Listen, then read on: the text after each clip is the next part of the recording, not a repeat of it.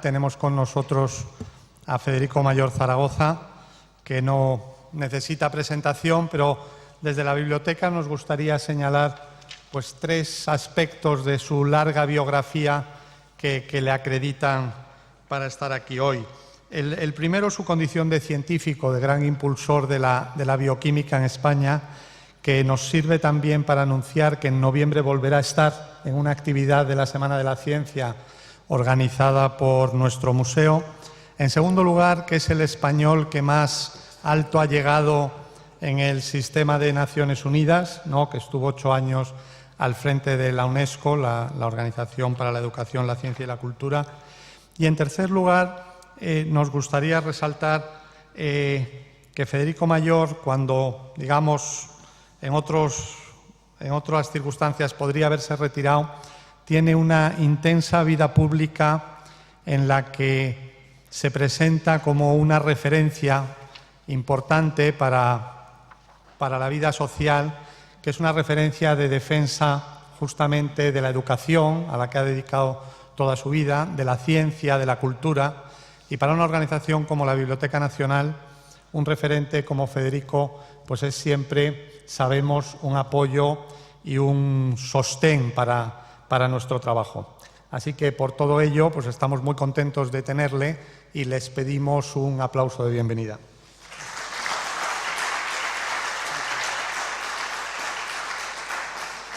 Muchas gracias. Bueno, ustedes se pueden imaginar que es que somos amigos y pues por eso ha hecho esta presentación tan cordial y tan amable hacia mi persona.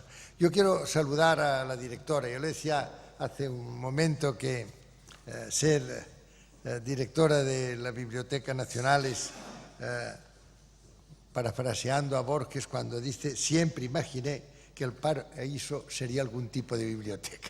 Pues esta es una biblioteca y a la directora del Paraíso, pues la quiero también reconocer y agradecer esta oportunidad de venir a presentar esta biblioteca, lo cual es importante porque como ahora además todo esto se puede registrar, ya queda para que muchas personas que en un momento determinado pueden estar interesados en conocer esta pasión por los libros, pues pueda conocer los de las distintas personas que irán desfilando por aquí para exponer cuáles son sus librerías, su librería real, su librería ideal y su librería esencial, su biblioteca esencial. Mi colección está compuesta por libros, monografías, obras de referencia, publicaciones periódicas. Tengo una importante literatura gris, como se llama, es decir, de informes, de opúsculos, de referencias. ¿Por qué? Pues porque por los años en que he estado tanto en la universidad como en el Consejo Superior de Investigaciones Científicas, como después en la UNESCO, pues esta literatura, que es enormemente rica por su actualidad, pues ha sido también una parte importante de los componentes de mi biblioteca. Y después, ya más modernamente, audiovisuales. Está distribuida, lo estaba explicando hace un momento a la directora, está distribuida en 5 lugares distintos.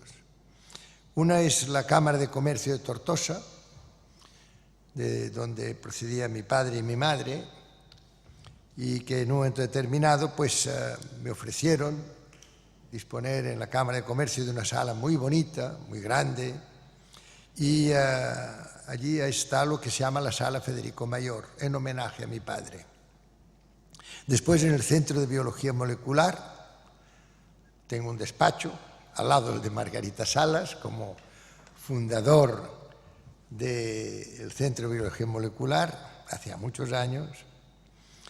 Y después, en la Fundación Ramón Areces, cuyo consejo científico presido, también allí tengo, claro, libros más especializados en política científica, en prospectiva, en educación superior. Después, en la Fundación Cultura de Paz de Barcelona. Aquí en Madrid tiene la sede esta fundación. Yo cuando regresé de UNESCO pensé que ya había contribuido bastante a la bioquímica y entonces ya más que interesarme por los conocimientos científicos, pensé que sería bueno poder contribuir con la experiencia recibida en la UNESCO a la mediación, a la conciliación, a darnos cuenta de que hay que utilizar más la palabra y menos la fuerza. Y entonces también una delegación de esta fundación está en Barcelona, en la Universidad Politécnica de Cataluña, en el edificio Nexus 2. Y después, por último, la parte más importante es la que tengo en mi casa.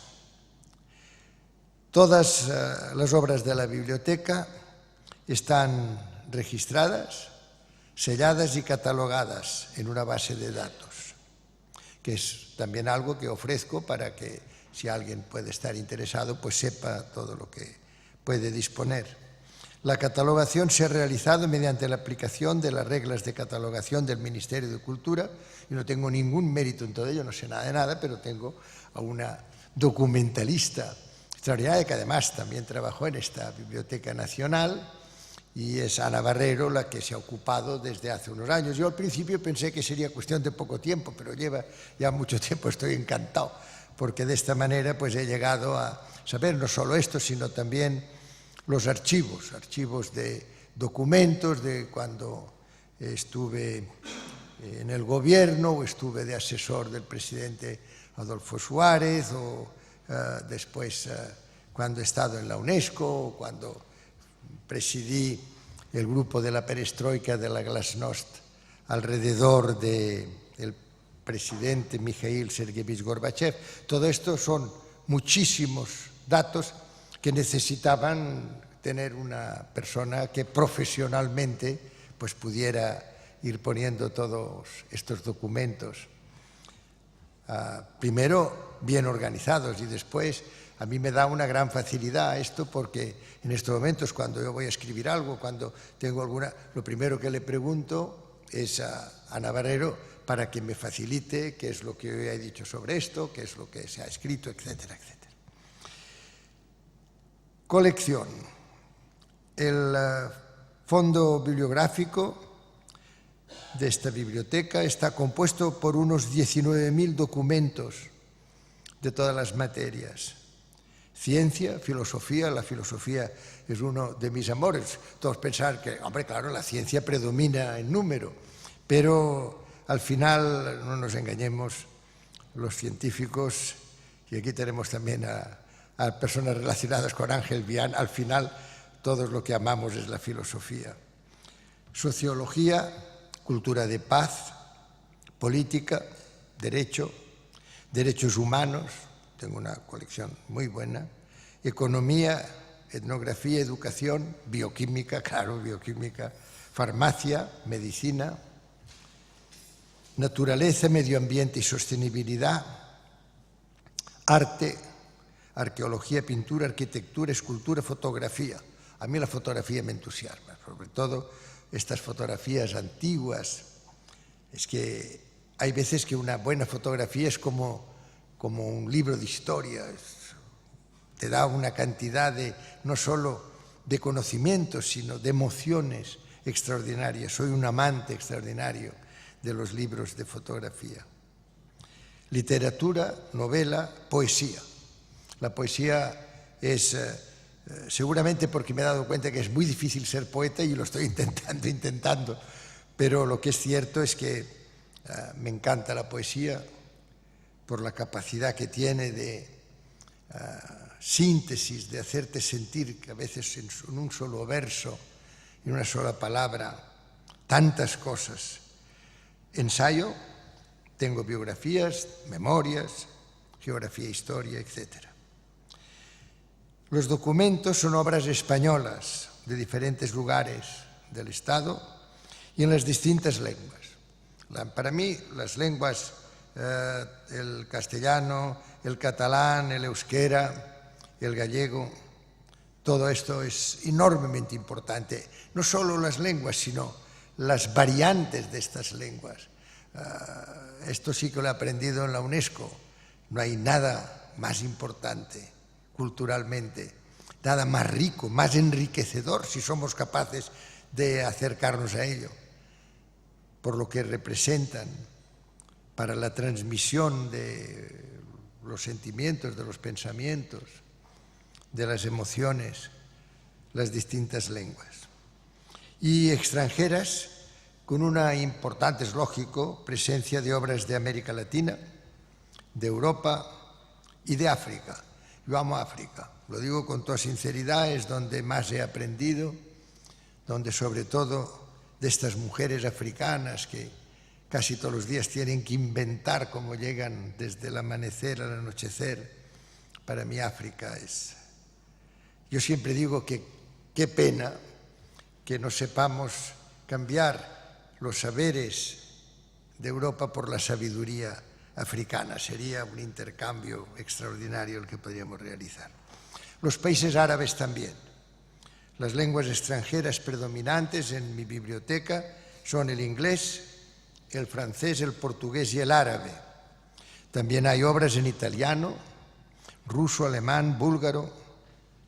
Yo he tenido una gran relación desde el año 1961 con todo lo que es la cultura rusa.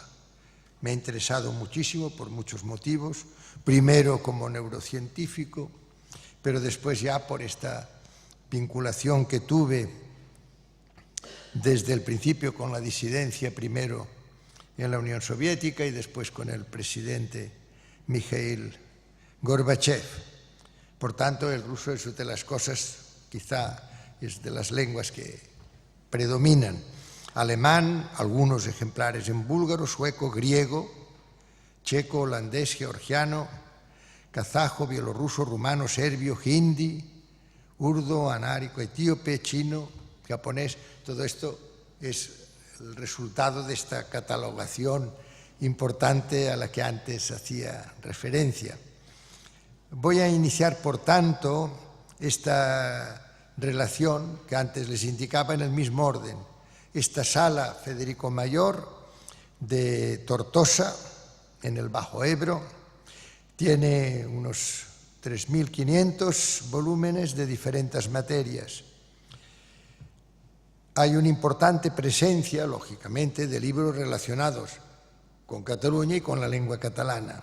Entre otros, la serie de la Cataluña romànica, Gaudí, una introducció a la seva arquitectura, Costums i tradicions catalanes, Diàlegs, revista d'estudis polítics i socials, etc. En el Centro de Biología Molecular, ya lo he indicado antes, en el despacho tengo unos 500 volúmenes, sobre todo de ciencia, bioquímica, medicina, farmacia especialmente, y también guardo allí los anales de las reales academias a las que pertenezco, de medicina y de farmacia. En la Fundación Ramón Areces, en mi despacho tengo los documentos, ya lo he indicado antes, son sobre todo publicaciones periódicas sobre ciencia, bioética. La bioética me ha interesado siempre muy especialmente porque en el año 92, cuando Craig Venter me llamó y me dijo que estaban a punto de descifrar el código genético, pensé que este sí que era un tema en el que la comunidad científica no podía ser espectadora, no podía decir, bueno, pues vamos a ver qué pasa. No porque Hitler y el doctor Mengele hace muchos años tuvieron la tentación de hacer seres humanos de diseño. Y en aquel momento no contaban, por fortuna, más que con la genética mendeliana. Y la genética mendeliana hizo lo que hace siempre, que es lo contrario de lo que uno espera. Y cuando ellos unieron a soldados altos, rubios, fuertes, con mujeres altas, rubias y fuertes, pues les salió un niño más parecido a Hitler que a los padres, a los progenitores. Es decir, que el fracaso en la genética mendeliana no se podía ahora pensar que con la ingeniería genética se podría quizá tener éxito en esta barbaridad de querer hacer un ser humano de diseño. Y por esto inicié todos los trámites y al final, al cabo de unos años, gracias a una mujer extraordinaria, una jurista francesa, Noël Lenoir, logramos tener la mayoría absoluta, después la unanimidad, en la Conferencia General de la UNESCO, en la Declaración Universal sobre el Genoma Humano, que prohíbe taxativamente la clonación humana con efectos reproductivos, en su artículo 11. Y esto, como les digo, me llevó después a dedicarme muchísimo a todo lo que tenía que ver con la ética científica, ya no solo bioética, sino ética científica.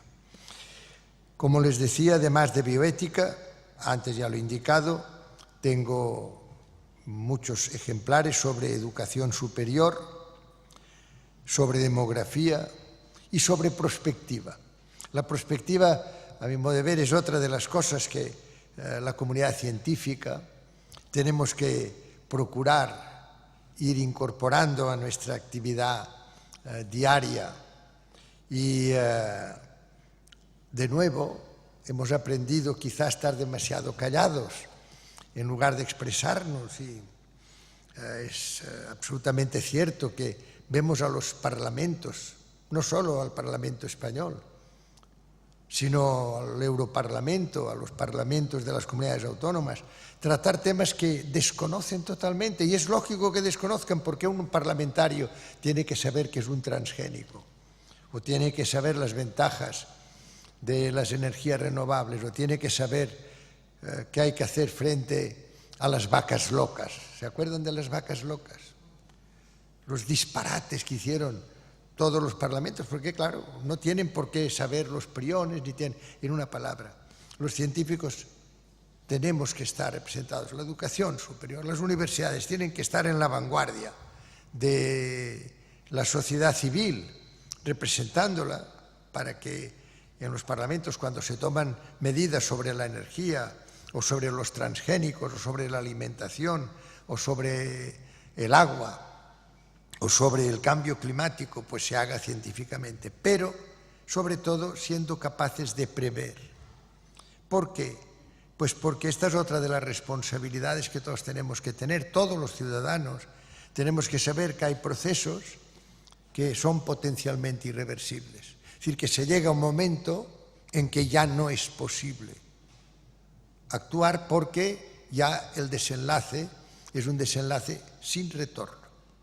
Y esto es lo que tenemos que tener. Y esto no solo se produce, por ejemplo, en el medio ambiente, en la naturaleza.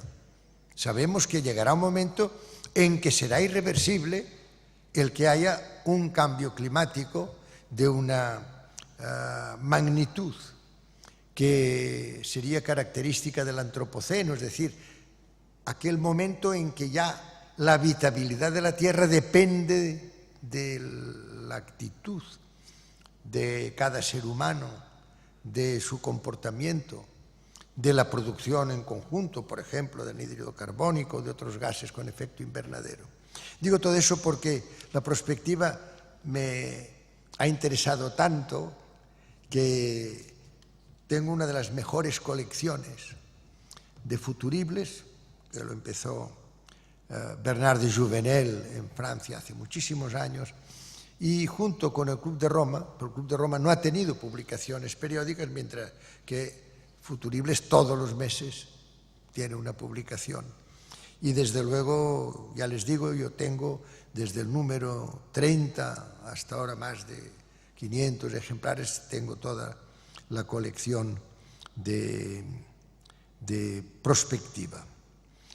Después, en la Fundación Cultura de Paz de Barcelona, que se encuentra en la calle Jordi Girona, en un edificio muy bello, tengo sobre todo educación superior y política científica y libros relativos a Cataluña y al Mediterráneo, porque allí es donde está el centro del Mediterráneo y me interesa muy especialmente todo lo que tiene que ver con esta Mediterránea, lo que está en medio de las dos tierras.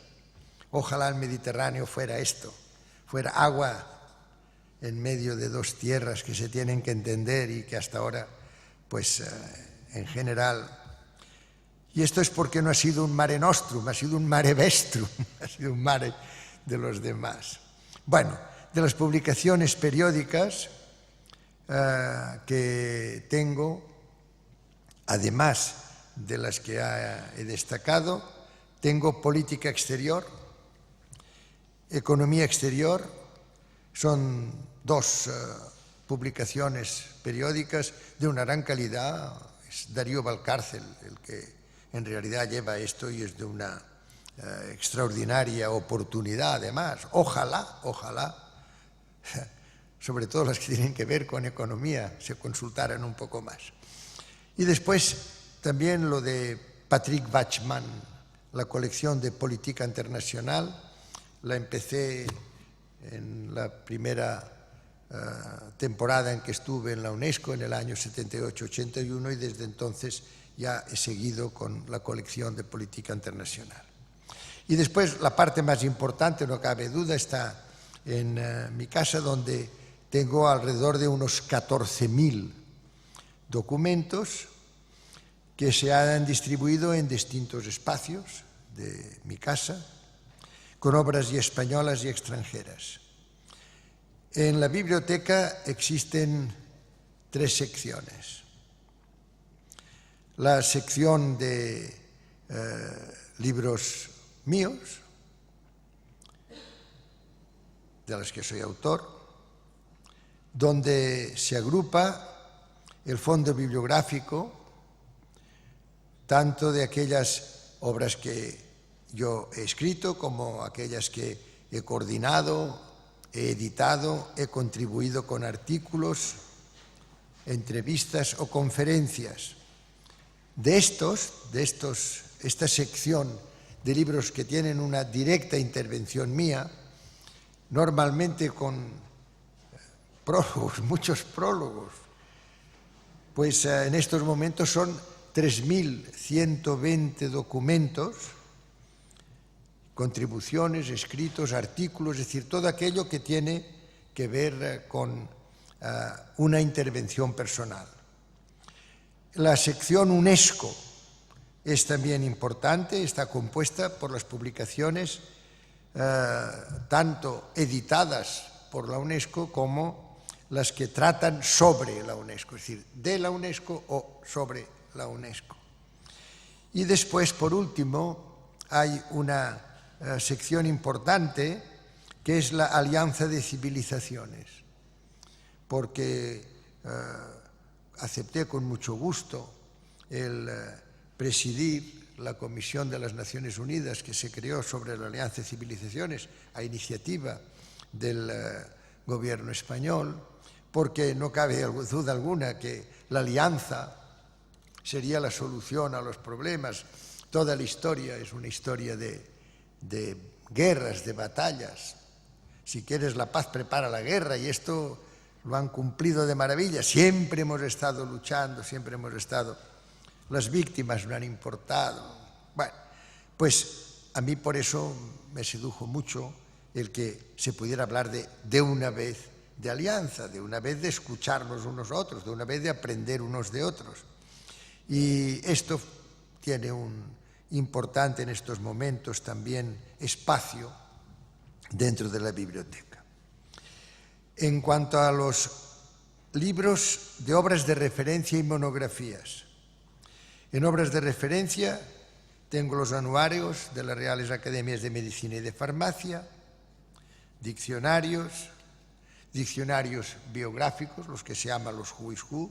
Tengo una colección tanto de Who is Who en España como en Francia, como en los Estados Unidos, como en el mundo, como en las Naciones Unidas, y de enciclopedias, pues la Enciclopedia Británica. La Enciclopedia Británica era una especie de punto de referencia extraordinario hasta que vino la posibilidad de consultar rápidamente Google o tener cualquier buscador de estos de gran rapidez, pero pero a mí me sigue gustando muchas veces con calma consultar los grandes referentes de estos enormes, estas enciclopedias tan bien elaboradas, tan bien diseñadas, tan bien abordadas.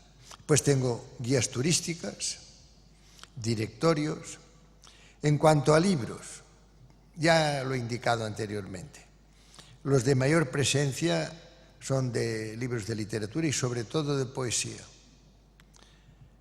En arte tengo un importante número de volúmenes sobre distintas partes del mundo: arquitectura, pintura, fotografía y catálogos de exposiciones.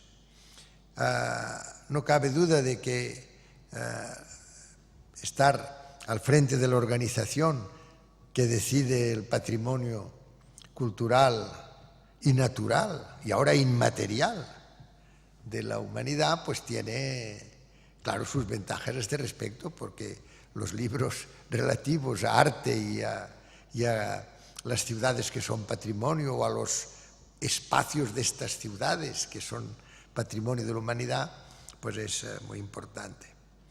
Y ya lo ven, hay el patrimonio cultural, normalmente es de tipo arquitectónico, el patrimonio natural, y en el año 1982, 10 años después de la creación de la lista del patrimonio mundial, una mujer extraordinaria llamada Melina Mercouri, que era en aquel momento ministra de Cultura de Grecia, nada menos. Esto también es como ser directora de una gran biblioteca nacional, ¿verdad? Esto de ser ministra de Cultura de Grecia, fíjense.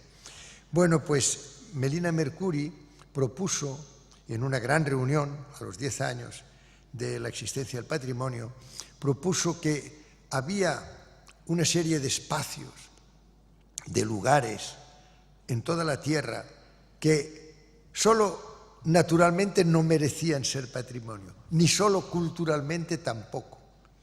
Pero lo que ella dijo, el landscape, el conjunto natural y cultural sí que merecían. Un caso, por ejemplo, es la ciudad de Sintra. Es evidente que es muy meritoria para formar parte del patrimonio, pero ni por lo natural ni por lo cultural únicamente. Entonces se hizo esta cosa que se llama el patrimonio mixto o el patrimonio de paisaje. Y después, unos años más tarde, vino a verme un día, cuando era director general de la UNESCO, Juan Goytisolo. Juan Goytisolo venía con una propuesta. Saben que él siempre parte de la base de que no se va a realizar, de que no es posible y tal. La propuesta que propuso Juan Goytisolo era que, además del patrimonio natural, cultural y mixto, hubiera el patrimonio inmaterial, que reflejaba la capacidad creadora de la especie humana sin que ello se hubiera plasmado en un edificio o que fuera una parte bellísima de la naturaleza o mixta, como antes indicaba. Él decía, en Marrakech, ciudad donde resido, dice, hay una plaza en la que desde hace, se cuenta, 500, 600 años, se cuentan cuentos, hay contadores de cuentos. Bueno, pues esto fue lo que empezó a interesar a muchísimos países por descubrir estas realidades, que son realidades de una gran profundidad cultural e intelectual, muchas de ellas, breve. Entonces también tenemos ahora el patrimonio inmaterial. Pues bien, de todo esto, lógicamente, de lo que podríamos llamar arte en su conjunto, pues también tengo una parte importante por estos motivos que les he indicado. Ya les he dicho antes que la filosofía para mí es lo más bello, lo más importante, lo más difícil, lo que nos obliga a una reapropiación del tiempo para poder darle vueltas a las cosas, mirarlas de otra manera, pensar. Que esto es lo que tenemos que hacer, es tener tiempo para pensar. A mí me gusta repetir lo que me decía el profesor Hans Krebs en Oxford. Me decía, investigar es ver lo que otros ven y pensar lo que nadie ha pensado. Es que esto de investigar, a veces pensamos que todo depende de tener máquinas mejores que los otros y tener mayores microscopios. No, investigar es ver lo que otros también pueden ver y pensar lo que nadie ha pensado. Por eso yo creo que lo que nos hace falta, hoy mismo hablan de que si tenemos que saber más matemáticas o que tenemos que saber más inglés, no se equivoquen. Lo que tenemos que saber es aprender a pensar, aprender a ser personas libres, que actúen en virtud de sus reflexiones, y no al dictado de nadie, y ser responsables. Después también, ya lo he dicho antes, por el patrimonio mundial hay bastantes libros de geografía. El libro más antiguo data del año 1595. Se titula Lugares comunes de conceptos, dichos y sentencias en diversas materias, compuesto por el licenciado Joan de Aranda, vecino de Jaén. De 1699 tengo las obras de don Francisco Quevedo Villegas.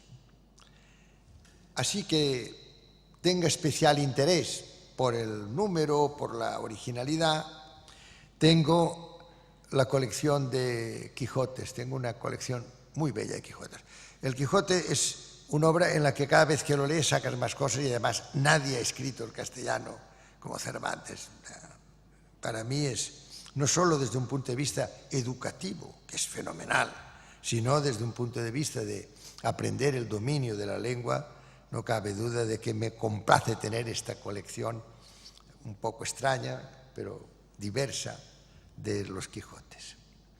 Otra cosa que tengo que creo que es interesante, tengo unos 2000 libros dedicados. 2000 libros dedicados, algunos de ellos, como les muestro en estas gráficas, algunos de ellos pues enormemente interesantes. Tengo de Boutros Ghali, exsecretario general de las Naciones Unidas, de Paulo Coelho, de Camilo José Cela, Jacques-Yves Cousteau, uno de mis grandes amigos. Cousteau era un personaje extraordinario. A mí me vino a ver cuando era muy mayor y me dijo: vengo a verle porque me he equivocado. Dice, he cantado solo las bellezas del mar y se me ha olvidado decir todas aquellas cosas que estamos haciendo mal en los océanos. Y a partir de ahora, y él lo hizo así, hasta el punto de que propuso una declaración que fue aprobada en la UNESCO sobre la responsabilidad de las generaciones con las generaciones venideras, pensando precisamente en el medio ambiente y sobre todo en el mar. El mar ocupa el 70% de la piel de la tierra y es por tanto lógico que le tengamos este afecto especial. Jacques-Yves Cousteau, un personaje realmente atractivo y fabuloso. Después, Jacques Delors. Jacques Delors, cuando era presidente de la Comisión Europea, yo le pedí que presidiera una comisión para que estudiara la educación en el siglo XXI, cuáles tenían que ser las grandes líneas, los grandes ejes de la educación. Por cierto, no estaría mal que los que ahora se inspiran tanto en informes de la OECD, que yo no sé qué pinta la OECD en educación, estamos todos pendientes de ver qué dice la OECD. Y la OECD dice cosas como capital humano, y la OECD dice cosas que no tienen nada que ver, tienen que ver con la formación de usuarios y consumidores, pero no con personas educadas. Pero en fin, yo le encargué este libro, que presidiera a una comisión muy grande de pedagogos de todo el mundo. Y el resultado fue un libro, la educación, informe sobre educación en el siglo XXI, que es una maravilla, porque a los grandes pilares ya conocidos de aprender a conocer, aprender a hacer, aprender a ser uno mismo, aprender a dirigir la propia vida, que es lo que decía porque don Francisco Giner de los Ríos, ahora hará un siglo. Estos son los que ahora nos tendrían que inspirar. ¿Qué es la educación? Según don Francisco Giner de los Ríos, dirigir con sentido la propia vida. Esto es ser educado. Lo demás es saber un poco de inglés o saber más matemáticas, pero que lean este libro de Jacques Delors, que él presidió esta comisión, y verán ustedes qué es lo que nos dicen. Aprender a vivir juntos, aprender a emprender, porque hay veces que sabemos cosas, pero no nos atrevemos a comunicarlas y a decirlas. Todas las personas tienen algo que es fenomenal, que es su propia experiencia. La tenemos que comunicar. Bueno, pues Jacques Delors también, una persona, yo creo que es de los líderes europeos, de los pocos que nos quedan, que valgan algo. Después tengo de Carlos Fuentes, éramos muy amigos con Carlos Fuentes, Eduardo Galeano, Gabriel García Márquez, miren lo que me puso, porque dice, como dice, de su súbdito inerme, me dice, porque es verdad, éramos muy amigos y yo me beneficié mucho de tener a todas estas personas. A medida que ellos lo deseaban, yo les ponía en la planta séptima de la UNESCO un despacho y les encargaba algo concreto. Por ejemplo, a Jacques Delors le encargué el informe sobre la educación, a Javier Pérez de Cuéllar, seguramente uno de los mejores secretarios generales de las Naciones Unidas, le encargué que me presidiera una comisión de cultura a escala mundial, hicieron el informe mundial de la cultura. Y tuve a Boutros Ghali, y tuve a José Vidal Benito, y tuve a Gabriel García Márquez. ¿Por qué? Pues porque esto es lo que yo pensaba que debería ser precisamente la UNESCO, tener a personas que tienen esta capacidad de pensar, de describir, de movilizar, de desencadenar a la gente. Y digo desencadenar de las cadenas que nos mantienen normalmente más atados. Tengo dedicados de Ion Ilescu, Pedro Leín Entralgo. A mí me ha influido muchísimo Pedro Leín Entralgo. Para mí fue una persona que en un momento determinado me inspiró muchísimas cosas. Ha sido uno de mis grandes, no cabe duda, guías y maestros. Javier Zubiri, otra personalidad, Juan Rof Carballo, todos estos realmente han sido personas que yo guardo no solo porque me hayan dedicado libros, sino porque realmente han sido muy importantes para mí. Tengo dedicaciones de Amin Maalouf. Amin Maalouf, qué bien lo que ha dicho, dice, una situación sin precedentes, que es la que estamos viviendo, requiere soluciones sin precedentes. Ven ustedes cómo hay veces que basta con una frase para que sepamos lo que tenemos que hacer. Después, yo amo a Rigoberta Menchú, y lo digo claramente, una mujer que tiene un currículum vitae que dice empleada doméstica, Premio Nobel de la Paz.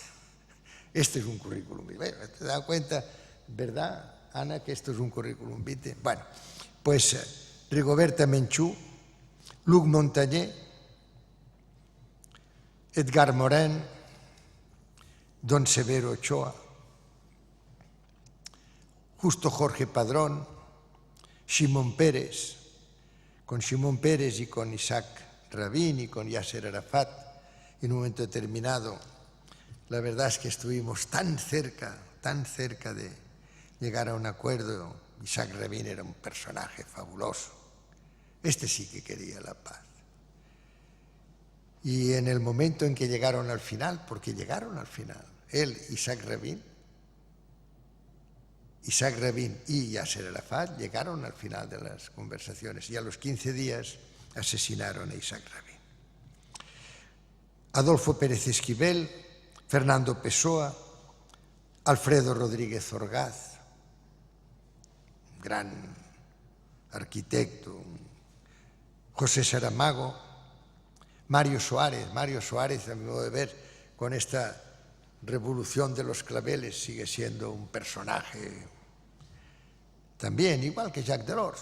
Son de los personajes que quedan, a ver si pudiéramos lograr que en estos momentos tuvieran la posibilidad al menos de inspirar algunos cambios en esta Europa sometida, en esta Europa preocupada solo por las primas de riesgo y estas cosas.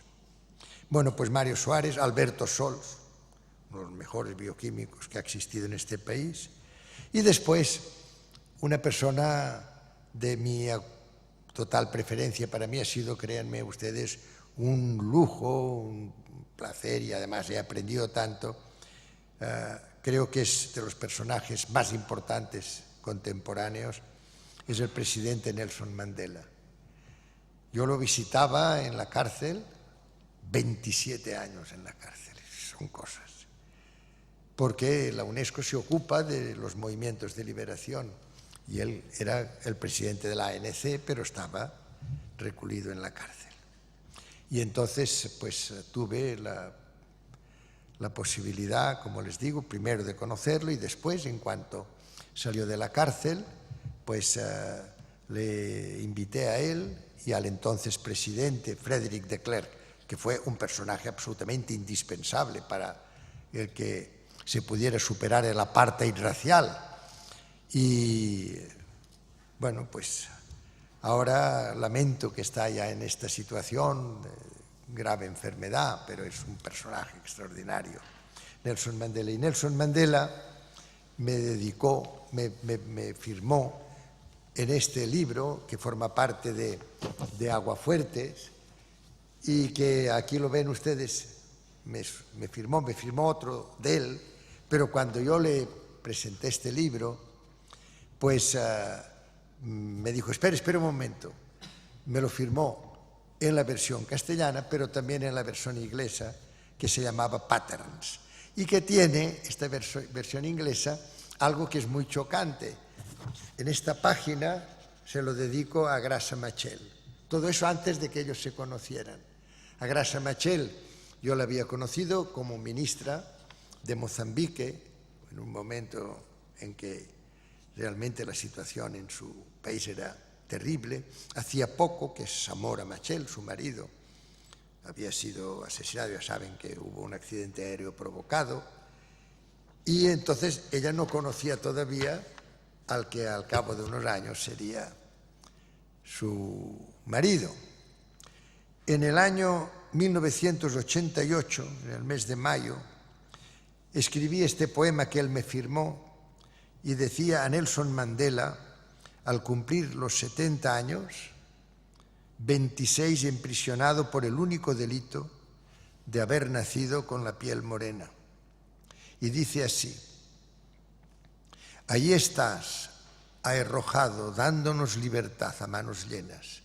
Queremos hoy que sepas que nuestras alas tienen en cada pluma la marca de tus rejas, que somos tenaces arrieros de las intransitadas sendas que tu cautiverio inspira, que desde tu celda liberas y excarcelas a tanto corazón anclado en la tibieza y rompes con la fuerza de tu ejemplo los moldes de pactos, de acuerdos y consensos que no supieron respetar íntegramente la dignidad de todo hombre que tus grilletes y cadenas proclaman y procuran. Mayo de 1988.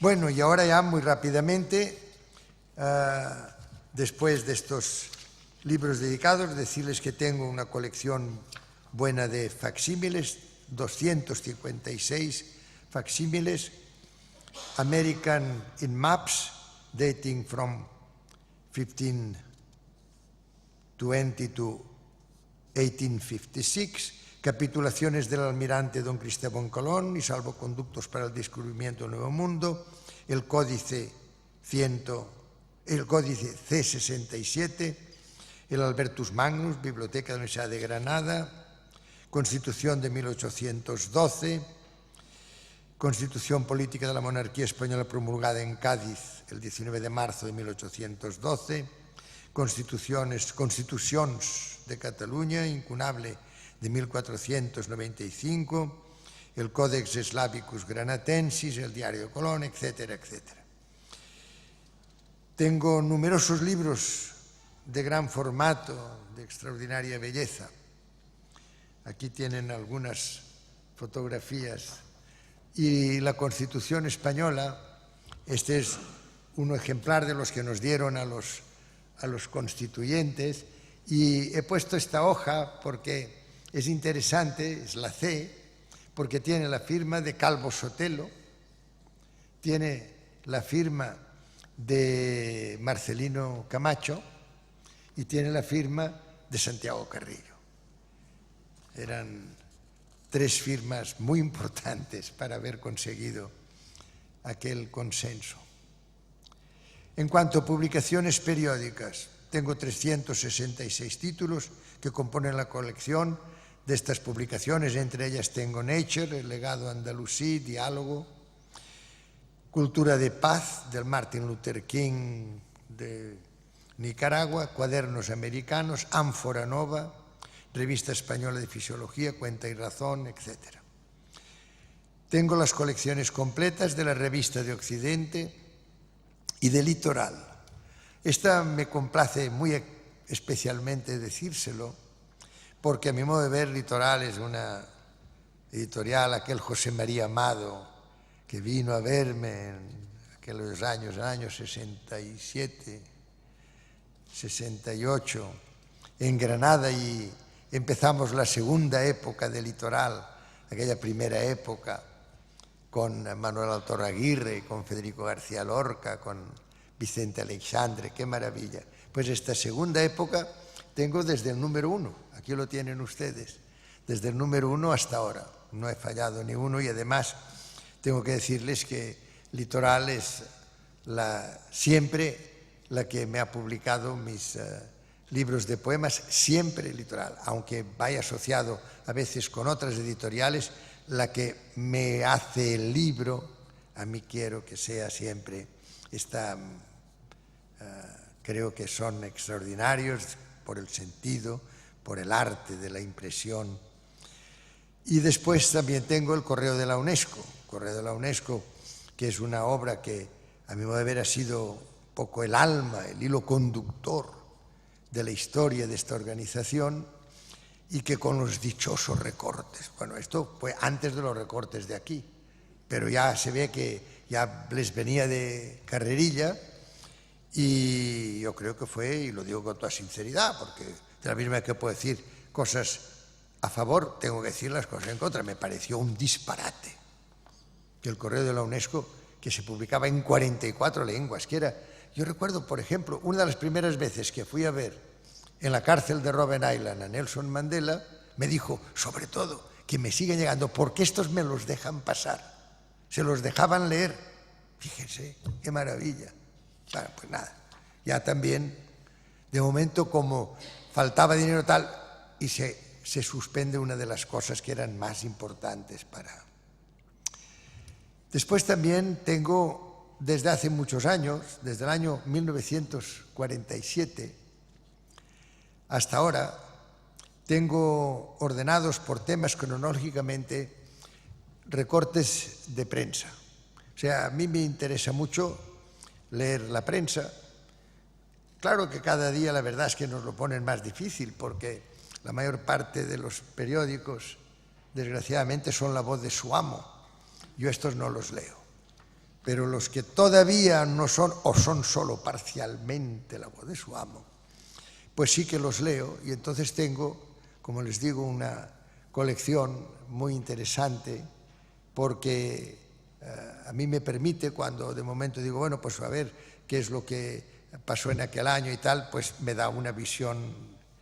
Y los tengo en temas de los que puedo destacar España, Cataluña, País Vasco, Unión Europea, América Latina, países árabes, Israel y Palestina, de Israel y Palestina, por esto que les he contado antes de la relación con Yasser Arafat y con Isaac Rabin y con Shimon Peres. Tengo una colección muy buena.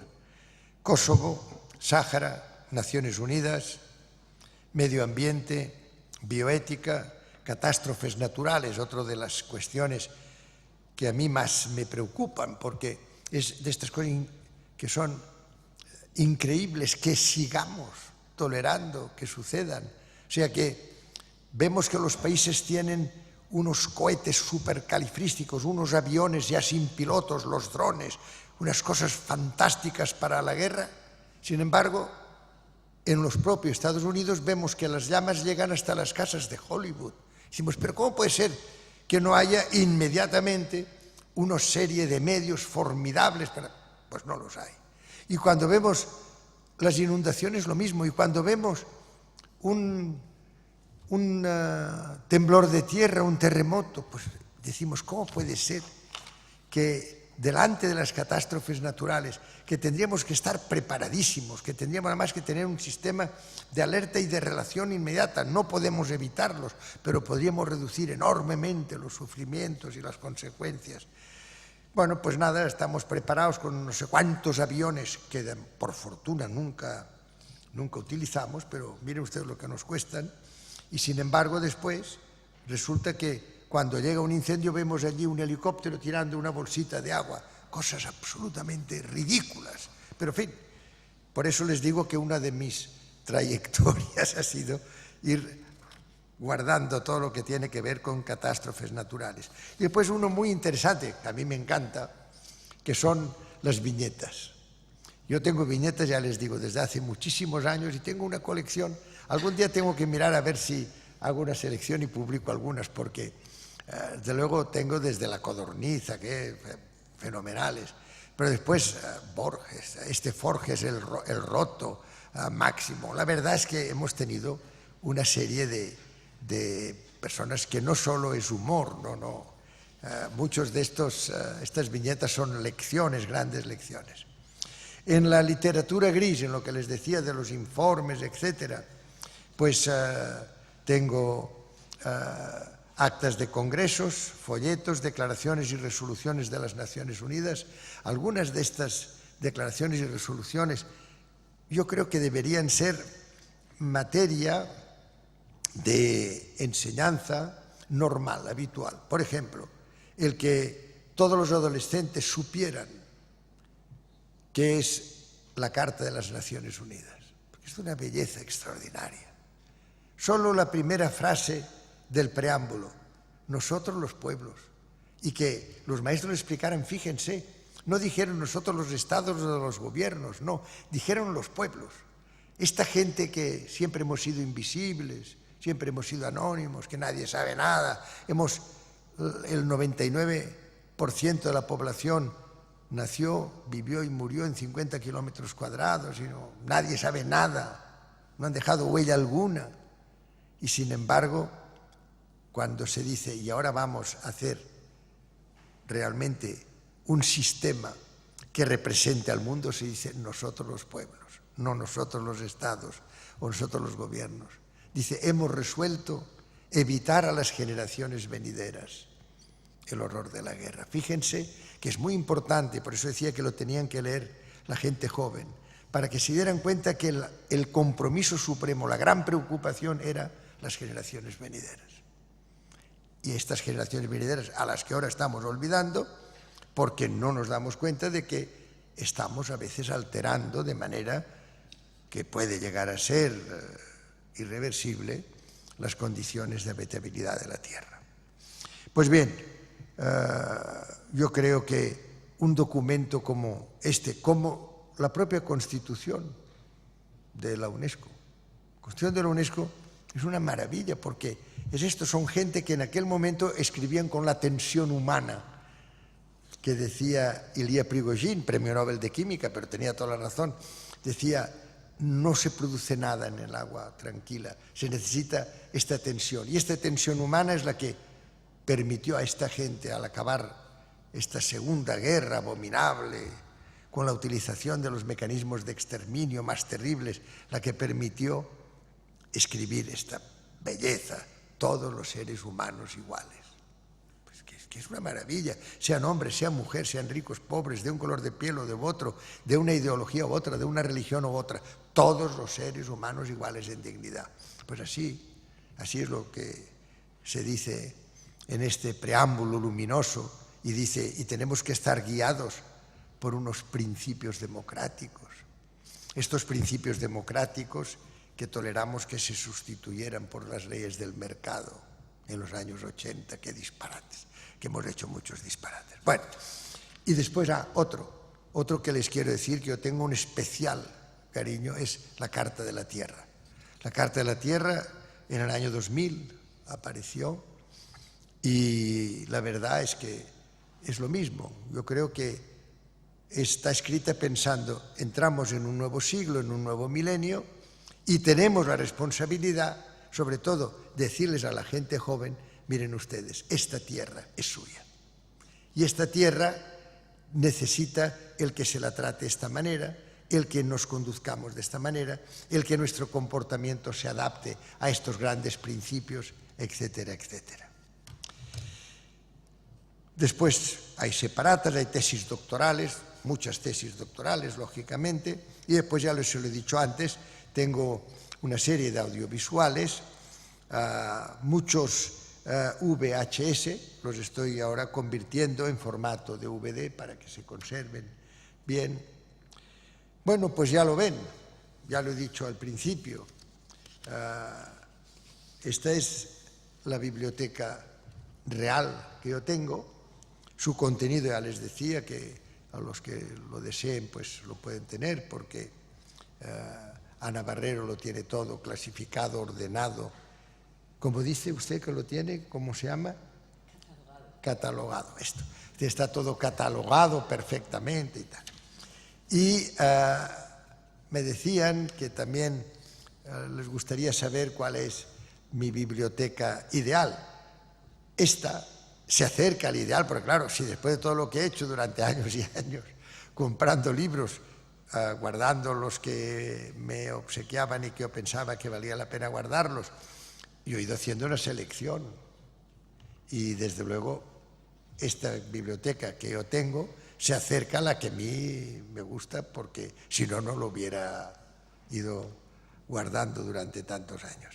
Pero hay algo que me gusta mucho, cuando te invita, la directora te dice, y ahora queremos que usted nos muestre aquí su biblioteca, pues que es esta que se llama Esencial.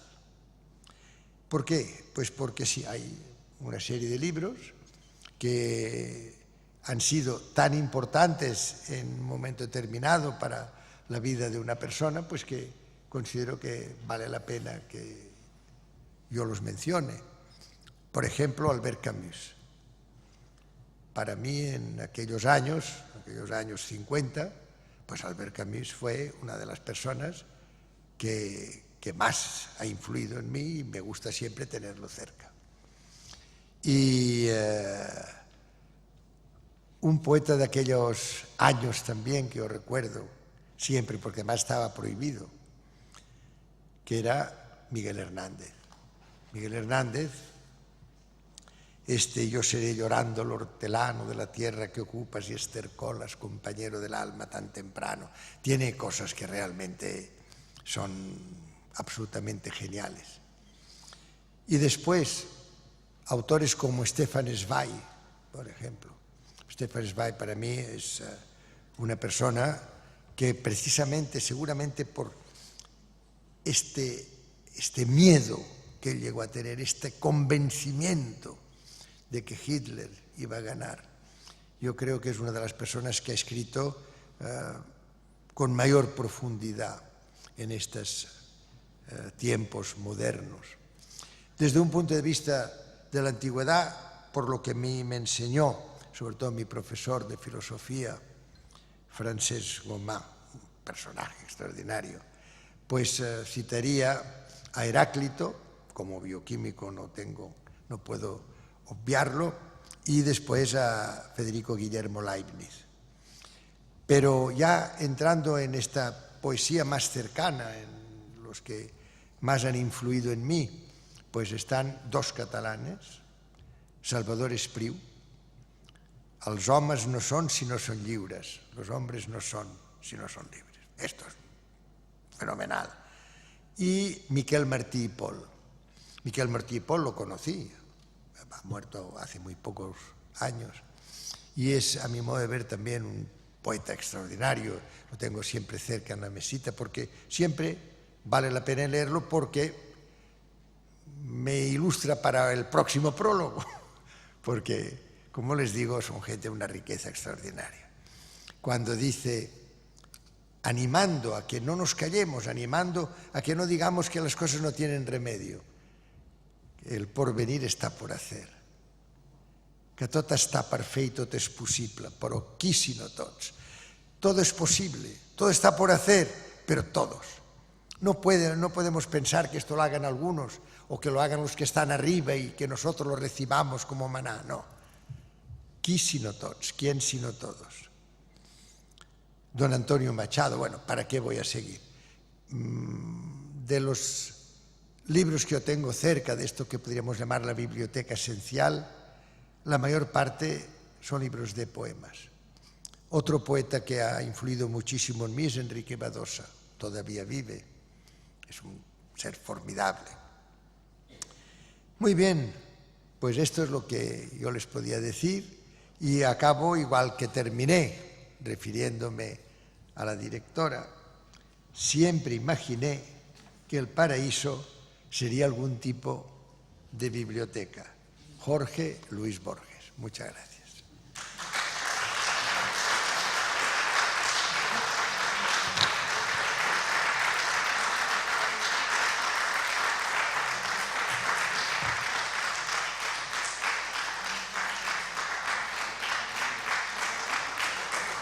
Muchas gracias.